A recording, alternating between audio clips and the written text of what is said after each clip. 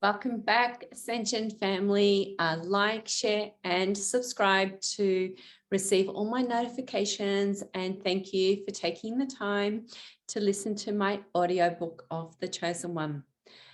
This is my second book, and in this second chapter are all stories about my past life healings.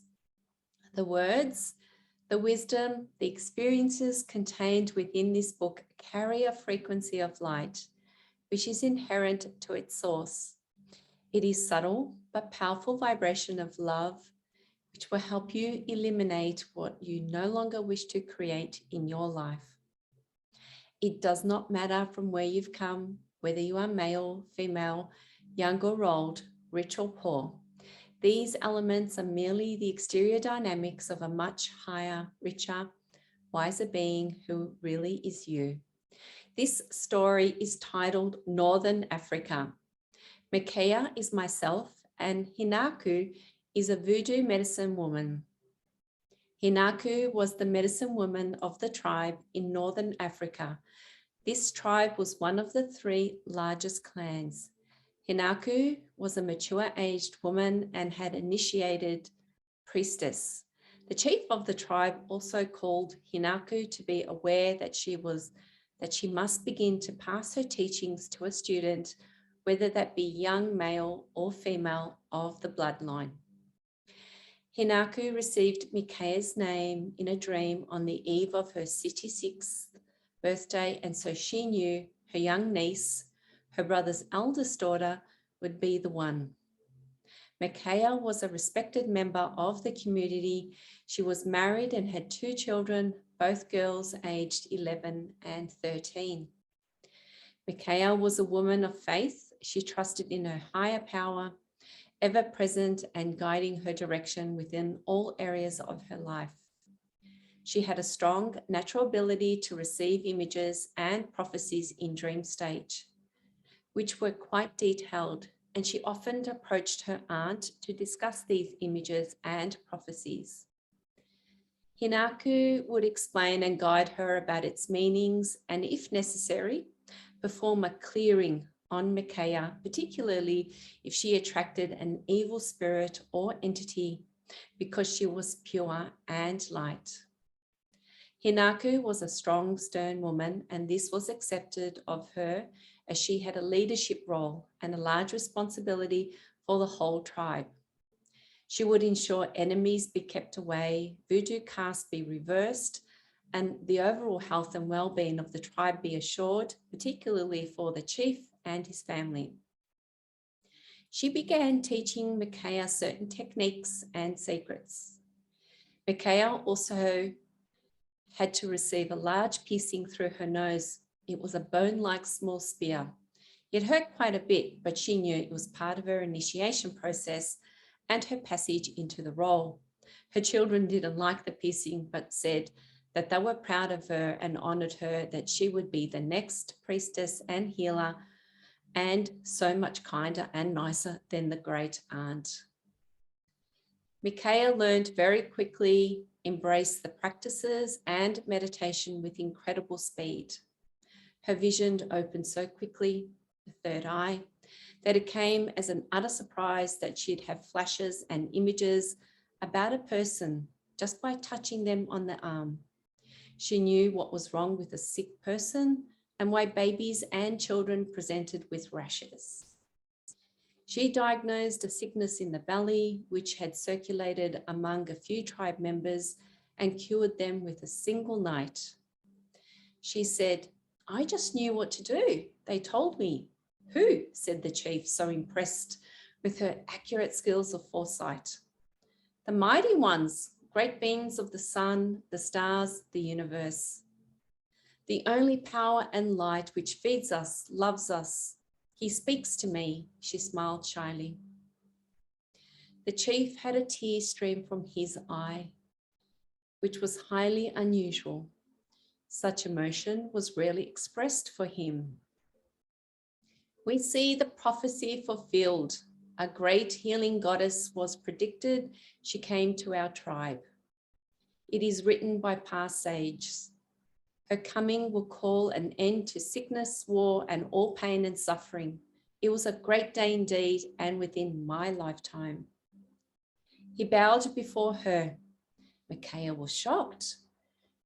It is done. You'll be ceremoniously inducted into the position of high priestess and healer of the tribe in 3 days' time, on the night of the full moon.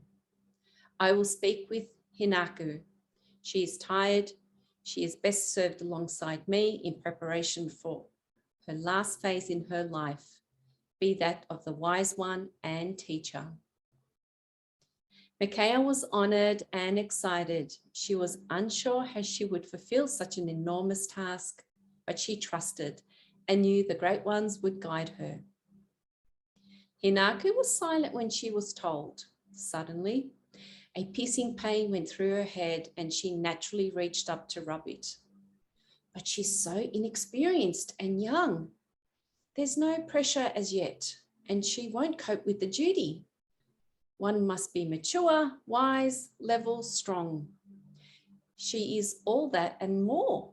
And the chief said, she is the one who's prophesied to come. It is Micaiah, our Micaiah? No, it's not possible, said Hinaku. The one prophesied was meant to be an orphan, no family, brought here miraculously by the gods. No, the chief said. That was a test to see if you were really ready and trusting, listening and understanding our purpose, my purpose. It was meant to be from my bloodline. Of course, I will reign and move forward with the strongest, wealthiest and most untouchable tribe in all of Africa. No more will we be threatened.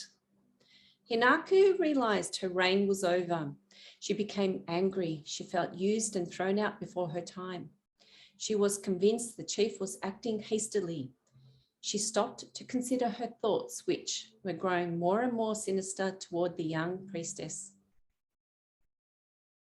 Micaiah felt Hinaku's pain and her rage. She reasoned with her that surely I must be safe. She is my aunt and bound by the laws that we all live by spiritual and physically. But this was not to be. Micaiah was poisoned by the angry but justifying Hinaku.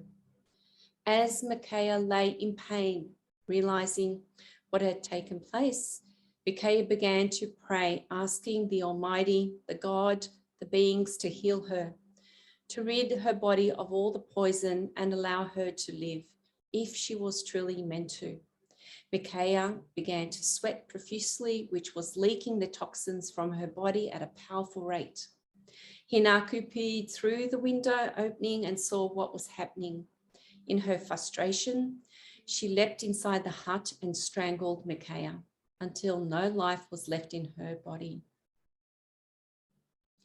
Hinaku managed to convince the chief that it was an attack from the member of an opposing tribe who had learned that the goddess healer had come. The chief mourned, was very confused and dismayed, and had no choice but to reinstate Hinaku as the tribe's priestess. Micaiah's husband and children knew the truth. He also knew that she would soon come after Onanda, the eldest daughter, who was very much like her mother. The chief was already seeking confirmation from the gods that Onanda could possibly be the one and would be guided by her mother in spirit as her spirit guide.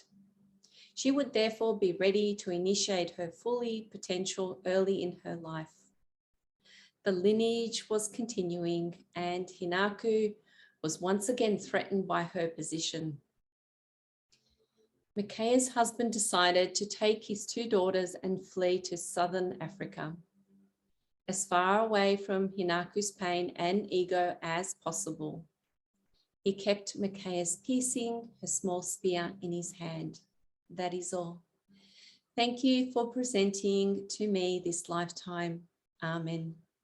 If you would like to reach out and connect with me, in the description below are all links to services and products, and please register for our weekly newsletter to receive a free meditation.